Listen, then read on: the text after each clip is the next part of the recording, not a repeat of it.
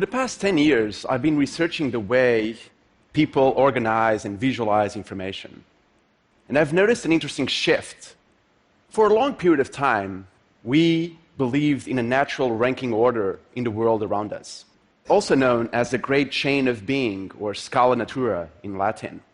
A top-down structure that normally starts with God at the very top, followed by angels, noblemen, common people, animals, and so on. This idea was actually based on Aristotle's ontology, which classified all things known to man in a set of opposing categories like the ones you see behind me.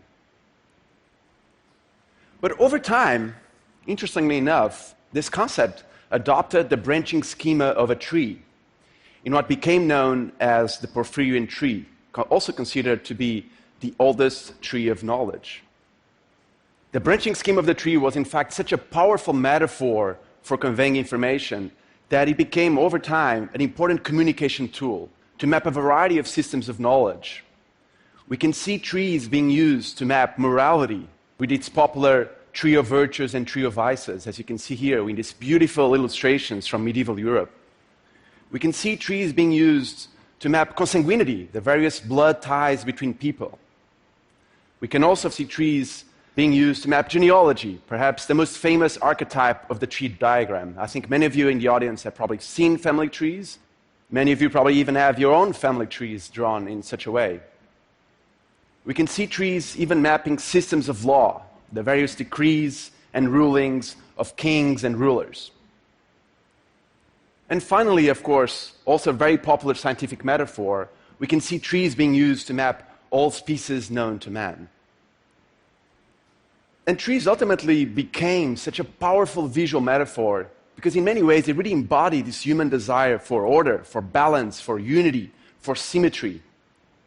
However, nowadays you're really facing new complex, intricate challenges that cannot be understood by simply employing a simple tree diagram. And the new metaphor is currently emerging, and it's currently replacing the tree in visualizing various systems of knowledge. It's really providing us with a new lens to understand the world around us. And this new metaphor is the metaphor of the network. And we can see this shift from trees into networks in many domains of knowledge. We can see this shift in the way we try to understand the brain.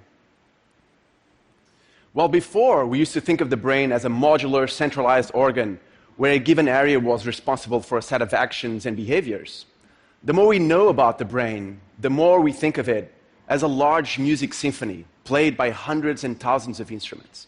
This is a beautiful snapshot created by the Blue Brain Project, where you can see 10,000 neurons and 30 million connections. And this is only mapping 10% of a mammalian neocortex. We can also see this shift in the way we try to conceive human knowledge. These are some remarkable trees of knowledge, or trees of science, by Spanish scholar Ramon Llull.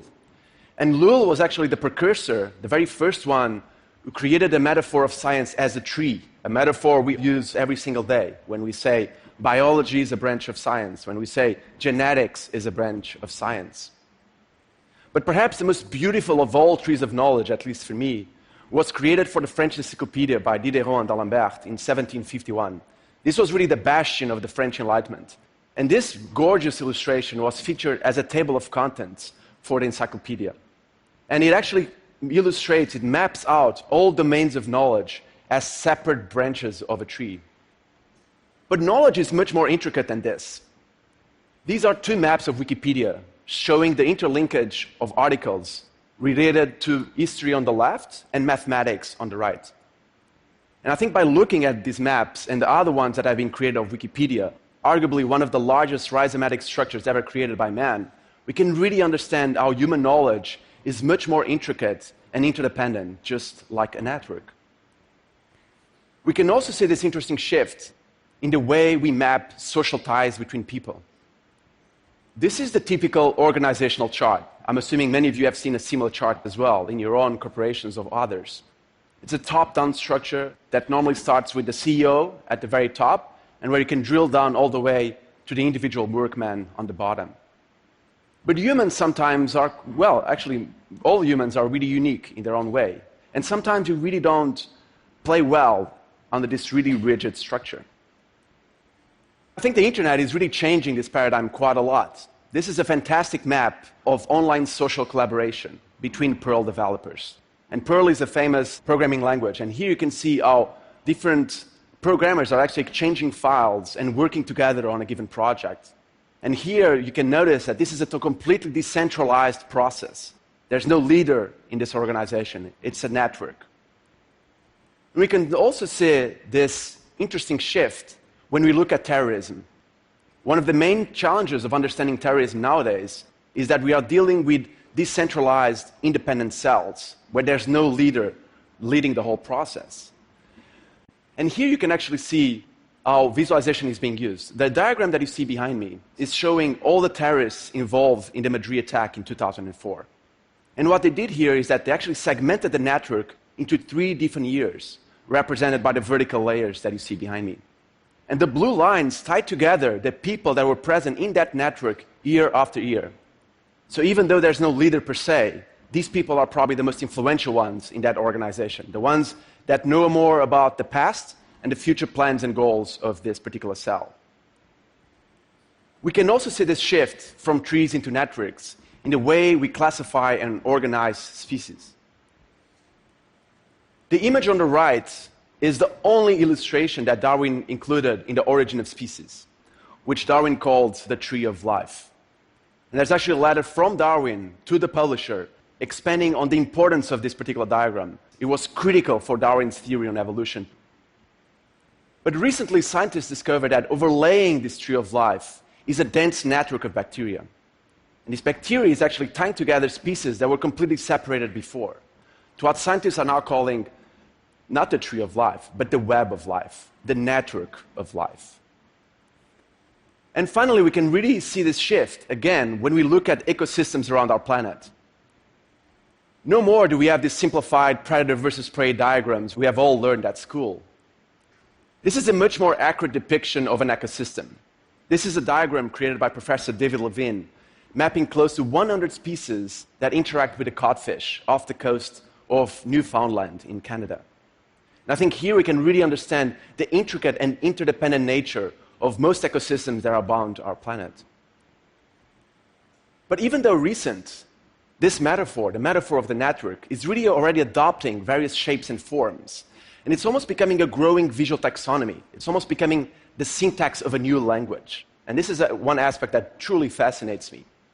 And these are actually 15 different typologies I've been collecting over the time.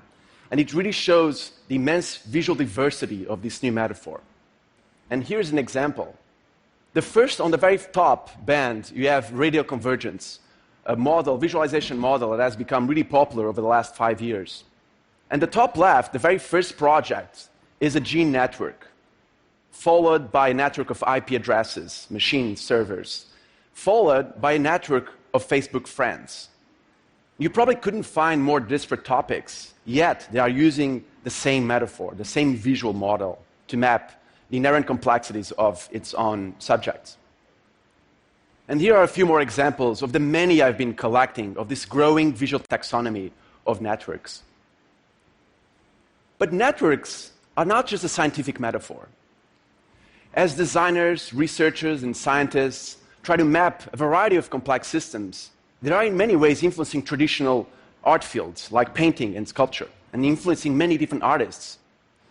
And perhaps because networks have this huge aesthetical force to them, they are immensely gorgeous.